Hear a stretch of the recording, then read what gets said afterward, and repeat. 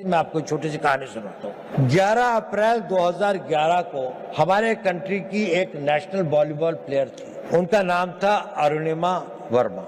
वो वॉलीबॉल के एक टूर्नामेंट से आई और अपनी परीक्षा देने के लिए दिल्ली से लखनऊ जा रही थी। बरेली के पास कुछ डकैतों ने उस पर हमला कर दिया और लोगों से सामान लूटने लगे। उसके गले में चेन थी, उन्होंने चेन खींचने की कोशिश करी, उसने रेजिस्ट किया, उसने नहीं दी चेन। उन लोगों ने उसे ट्रेन से बाहर फेंक दिया। वो बहुत बुरी तरह से लहूलुहान हो गई। दुर्भाग्य देखिए, उसी समय दूसरी ओर से एक ट्रेन आ रही थी और वो ट्रेन से उसका पांव कट के अलग हो गया।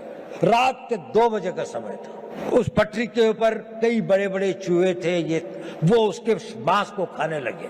वो वेदना में कराह रही थी पर कोई नहीं था। वो लहूलुहान, उसका बहुत खून बह चुका था। सवेरे लोग वहां पहुंचे तो उसको उठाया, ले गए। नेशनल प्लेयर थी, दिल्ली लाए। All India institute of medical sciences में उसका उपचार हुआ और उसकी पूरी टांग काट दी गई। वो बिल्कुल एक विकलांग होकर अपने घर में पड़ी थी, लेकिन उसने ये इरादा किया, मैं माउंट एवरेस्ट पे चढ़ूंगी। डॉक्टर्स ने कहा कि इस तरह की टांग से तो कोई चढ़ ही नहीं सकता और इसको भी स्टेबलाइज होने में तो कई साल लग जाएंगे। उसने कहा नहीं, मैं तो आज ही से प्रैक्टिस करूंगी। 13 मई 2013 को उसने माउंट एवरेस्ट पर चढ़ी। पहली एक पांव न होने वाली महिला में एक आर्टिफिशियल उसके साथ, और वही नहीं, सबसे पहले चढ़ी टॉप पर। जो पूरा गैंग ग्रुप था उसके अंदर में वही बेस कैंप से सबसे पहले आती थी।